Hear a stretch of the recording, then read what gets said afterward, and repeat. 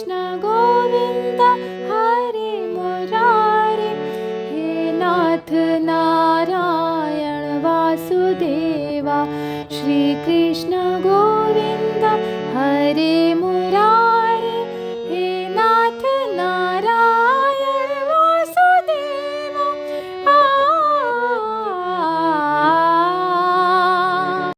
श्री गीता जी के 12वें अध्याय का महात्म्य। श्री भगवान बोले, हे लक्ष्मी, अब 12वें अध्याय का महात्म्य सुनो। दक्षिण देश में सुखानंद नाम का एक राजा रहता था, जिसके नगर में उतंग नाम का लंपट रहता था।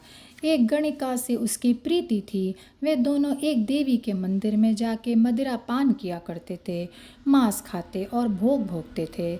जो कोई पूछे कि तुम यहाँ क्या करते हो, तो कहते हम यहाँ वैसे ही रहते हैं, देवी की सेवा करते हैं। इस प्रकार झूठ कह देते थे। उसी मंदिर में एक ब्राह्मण देवी की सेवा करता था। एक दिन उस ब्राह्मण ने उस देवी की स्तुति करी। देवी प्रसन्न हुई, कहा वर मांग, जो मांगेगा सो दूंगी। उसने धन संतान सुख मांगा। देवी ने कहा, हे ब्राह्मण, तुझे धन संतान सुख अवश्य दूंगी, पर एक काम कर, पहले इन दोनों के उद्धार का ऐसा उपाय कर जिससे इन दोनों का उद्धार होवे।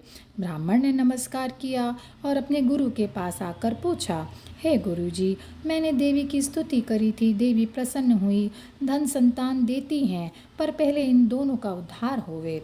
तब गुरुजी ने कहा, हे ब्राह्मण, चल श्री नारायण जी से पूछें। श्री नारायण जी का तप किया, तीर्थ व्रत किए, भगवान जी प्रसन्न हुए, आकाशवाणी हुई। श्री नारायण जी गरुड़ पर सवार होकर आए और पूछा, तेरी क्या कामना है? ब्राह्मण ने पिछली बात दोहरा दी। देवी जी की भक्ति करी थी, भगवती प्रसन्न हुई, कहा धन संतान दूंगी, पर दोनों का उद्धार कर। जिस तरह कर सके सो मैं जानता नहीं, आप कृपा करके कहो उनका उद्धार किस प्रकार हो सकेगा।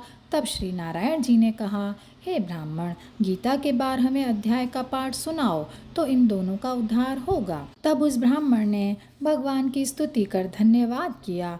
भगवान जी ने आशीर्वाद देकर कहा, तुम्हारी जय हो। तब ब्राह्मण ने देवी के मंदिर में भगवती की स्तुति करी। तब देवी प्रसन्न हुई। तब ब्राह्मण ने कहा, हे देवी जी, श्री नारायण जी ने हमें पाठ करने की आज्ञा करी है। तब देवी ने कहा, हे ब्राह्मण, तू उनको पाठ सुना जिससे उनका उद्धार होवे। तब उन दोनों गणिका और लंपट को बैठाकर गीता के 12वें अध्याय का पाठ सुनाया। सुनते ही उन दोनों की देह छूटी, देवदेही पाई और वैकुंठ को गए। देखकर देवी प्रसन्न हुई। ब्राह्मण को कहा, हे पंडित, आज से मेरा नाम वैष्णव देवी हुआ। इसको सुनकर ऐसे अपकर्मी तर गए हैं, इस नगर का राज्य तुझको दिया। इतना कहकर देवी अंतर ध्यान हो गई।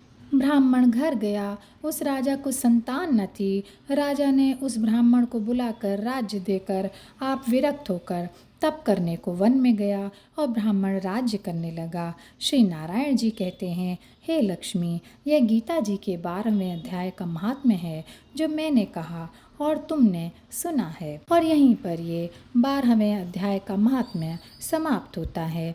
जय श्री कृष्णा, जय श्री कृष्णा, जय श्री कृष्णा।